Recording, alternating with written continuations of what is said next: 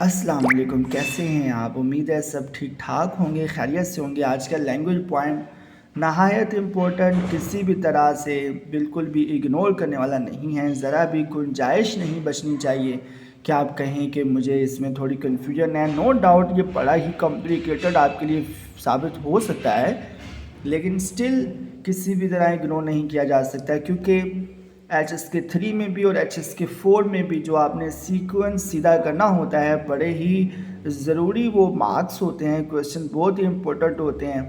तो उनको ठीक करने के लिए ये वाला लैंग्वेज पॉइंट सीखना अभी से बहुत ज़रूरी है। हमने यहाँ पे इस्तेमाल करना है पा का। अब ये बेसिकली पा का अपना ज़ाती कोई मीनिंग नहीं होता यहाँ पे, लेकिन सेंटेंस स्ट्रक्चर आप पहले समझ लें। ए पा, बी प्लस वर्ब प्लस आगे समथिंग समथिंग कुछ होगा और भी नीचे। ज़्यादा आपको मैं ठीक तरह से समझा पाऊँगा जब हम एग्जाम्पल्स तक पहुँचेंगे, लेकिन फ़िलहाल ऊपर जो डेफिनेशन दी है उसे भी हम समझने की कोशिश करेंगे। यहाँ लिखा है, in Chinese a past sentence can be used to indicate a certain action done on a definite person और थिंग। किसी शख्स पे या किसी ऑब्जेक्ट पे कोई ख़ास काम जब हम करते हैं तो उस सेंटेंस में पा का इस्तेमाल करते हैं। द स्ट्रक्चर बीइंग ए पा, बी प्लस वर्ब प्लस आगे समथिंग समथिंग होगा, जो भी काम करवाना है करना है, कोई ऑब्जेक्ट वगैरह आ सकता है। This type of past sentence is often use to request और order other people to do something. ये वाला पास्ट सेंटेंस स्ट्रक्चर आमतौर पे कहाँ पे यूज़ होता है? जहाँ पे आप किसी दूसरे शख्स को कोई काम करने के लिए कहते हैं। It is noteworthy that A is the agent of the action। ये बात यहाँ पे नोट करने के लायक है, नोट करने वाली है कि यहाँ पे ए बतौर एजेंट होता है जो कि एक्शन परफॉर्म करता है, जबकि बी पेशेंट होता है। ये एजेंट और पेशेंट वाली बात काफ़ी पेचीदा है, इसको एग्जांपल्स में जा देखते हैं। Both A and B should be specific और known to the speaker and the listener. यहाँ पे ए और बी ख़ास तौर पे क्या होता है, इनमें से एक स्पीकर होता है, बात करने वाला होता है, और दूसरा लिसनर होता है, यानी बात सुनने वाला होता है। फॉर एग्ज़ाम्पल, अब यहाँ पे हम चलते हैं एग्ज़ाम्पल्स की तरफ। एग्ज़ाम्पल्स को आपने सबसे आसान तरीका है, इस तरह के लैंग्वेज पॉइंट्स जो आपको एक्सप्लेनेशन के बावजूद कंफ्यूज करें, आप ध्यान से एग्जांपल्स देखें और एग्जांपल्स को फॉलो करते हुए कुछ सेंटेंसेस आप खुद से भी बनाएं, और वो सेंटेंसेस आप कमेंट सेक्शन में लिखें। तो वहाँ पे मैं आपकी करेक्शन करूँगा या आपको अप्रिशिएट करूँगा। अगर गलत होंगे तो करेक्शन करूँगा, अगर ठीक हुए तो मैं आपको अप्रिशिएट करूँगा। पहला एग्जाम्पल का लाइन यहाँ पे लिखी हुई है, 请你把衣服洗了, यानी कि तुम मेहरबानी करके कपड़े धो लेना। 请你把衣服洗了, यहाँ पे बेसिकली क्या होता है कि पा के बाद ऑब्जेक्ट आता है, फिर वर्ब आता है।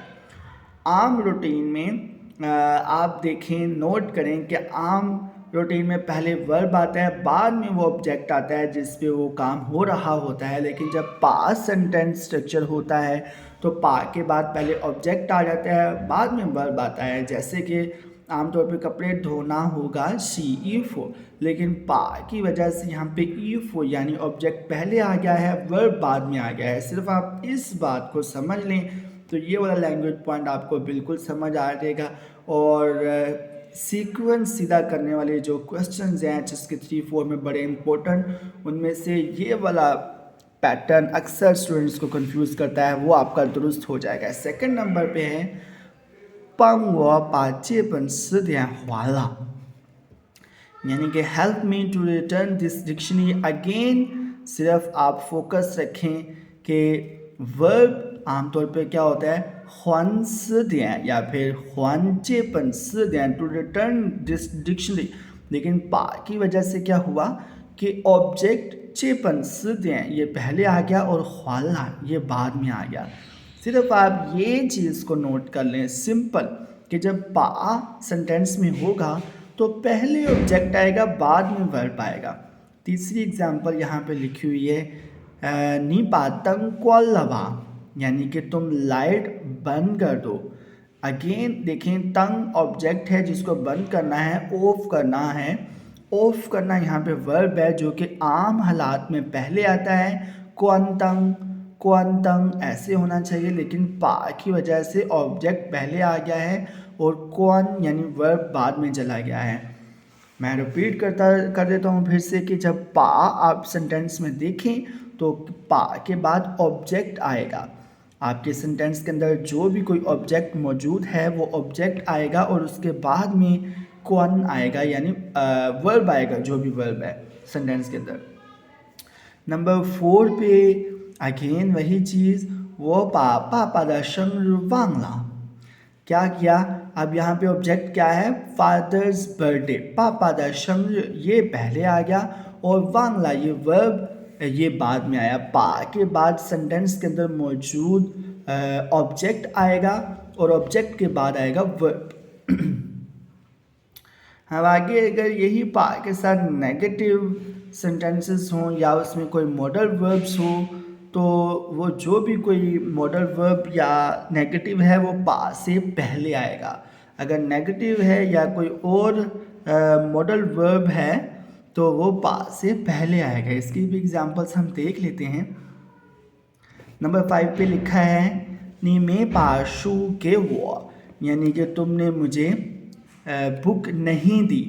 नी मे पाशु के वो काफ़ी ज़्यादा कंफ्यूज कर देने वाले सेंटेंसेस हैं, लेकिन अगर आप एक दो ज़रूरी पॉइंट्स को समझ लें, ऊपर वाले में क्या है कि पा के बाद ऑब्जेक्ट आएगा और ऑब्जेक्ट के बाद वर्ब आएगा। पा के बाद ऑब्जेक्ट आएगा और ऑब्जेक्ट के बाद वर्ब आएगा। निश्चय वाले में सिंपली अगर कोई नेगेटिव है या फिर मॉडल वर्ब है तो वो पा से पहले आ जाएगा। जैसे यहाँ पे मे पहले आया है तो नंबर 6 पे है नी बे पा सोची वांगला, कि तुम मोबाइल ना भूल जाना। अगेन नेगेटिव जो था मॉडल वर्ब वगैरह वो पहले पे आया है। नंबर 7 पे लिखा हुआ है वो पुनंग पाते नाव कहनी, कि मैं कंप्यूटर तुम्हें नहीं दे सकता। पुनंग ये पा से पहले आया है। पा के बाद एज यूजुअल जैसे पहले था, पा के बाद ऑब्जेक्ट और ऑब्जेक्ट के बाद वर्ब। नंबर 8 में भी ऐसे ही है निखई पाखुंग थ्याओ क्वालमा, कि क्या तुम एसी बंद कर दोगे, क्या तुम एसी बंद कर सकते हो। निखई पाखुंग थ्याओ क्वालमा, खई मॉडल वर्ब यहाँ पे हो गया, वो पा से पहले आ गया और पा के बाद आ गया ऑब्जेक्ट हमारा खुंग थ्याओ और खुंग थ्याओ के बाद वर्ब आ गया क्वान। Complete the sentences with the given words, दिए हुए अल्फाज को यूज़ करके हमने सेम सेंटेंस पैटर्न को इस्तेमाल करना है और ख़ाली जगह पुर करनी है, जो कि मैंने आपके लिए पहले कर रखी है। आपको चाहिए कि इस सेक्शन पे पहुंचने से पहले आप खाली जगह खुद पूरी करें और जो आपकी खाली जगह है उसको मेरे वाले से कंपेयर करें। आपको अंदाज़ा हो जाएगा कि जो आपने लिखी थी वो दुरुस्त थी या नहीं। डेफिनेटली वो वर्डिंग में थोड़ी चेंजिंग हो सकती है, वो नॉर्मल है। आपने अपनी तरह अपनी वर्डिंग लिखनी है, मैंने अपनी लिखी हुई है, लेकिन स्टिल आपको अंदाज़ा हो जाएगा कि आपने जो लिखा है वो दुरुस्त है या नहीं। नंबर 1 पे यहाँ है फंक्शन लियो त्या लंग, कि कमरे में थोड़ी सर्दी है। निखई पामन क्वालमा, कि क्या तुम दरवाज़ा बंद कर सकते हो, क्या तुम दरवाज़ा बंद कर दोगे। नंबर 2 पे नी फाशाओ हाई में हाओ, कि तुम्हारा बुखार अभी ठीक नहीं हुआ। ख्वाई बा याओ छिला, कि जल्दी से मेडिसिन खा लो। नंबर 3 पे है 吃饭以前别忘了把手洗了洗了把手洗了, इस तरह हम प्रोनाउंस करेंगे। 吃饭以前别忘了把手洗了, इस तरह से प्रोनाउंस करेंगे। जो फर्स्ट टाइम मैंने प्रोनाउंस किया था उसमें थोड़ी सी मिस्टेक हो गई थी मुझसे। अगेन से रिपीट कर देता हूँ आपको। 吃饭以前别忘了把手洗了, कि खाना खाने से पहले हाथ धोना मत भूलना। पाशो शीला। उम्मीद करता हूँ ये लैंग्वेज पॉइंट मुश्किल तो है लेकिन आपको समझ आया होगा। और अगर आप चाहते हैं कि ये बाद में भी आपको भूले ना, तो कुछ सेंटेंसेस ज़रूर बनाएं, कमेंट सेक्शन में लिखें ताकि उसको मैं चेक करूं, मैं आपको बताऊं कि उनमें कोई मिस्टेक तो नहीं है। अगर है तो वो किस नौइयत की मिस्टेक है, आपकी करेक्शन करूंगा, आपको पता चल जाएगा। अ, अगर वीडियो लेसन ये हेल्पफुल हुआ हो तो आप प्लीज़ सपोर्ट कीजिएगा, अपनी दुआ में याद रखिएगा। और अगर आपको लगता है कि इसमें कोई कमी है तो फिर आप मुझे ज़्यादा सपोर्ट कीजिएगा कि मुझे आपने बताना है कि कमी क्या रह गई है, मैं इम्प्रूवमेंट लेके आऊँ ताकि आने वाले वीडियो लेसन्स कुछ बेहतर बन सकें। इसी के साथ इजाज़त है, अपनी दुआ में याद रखिएगा। अल्लाह हाफिज़।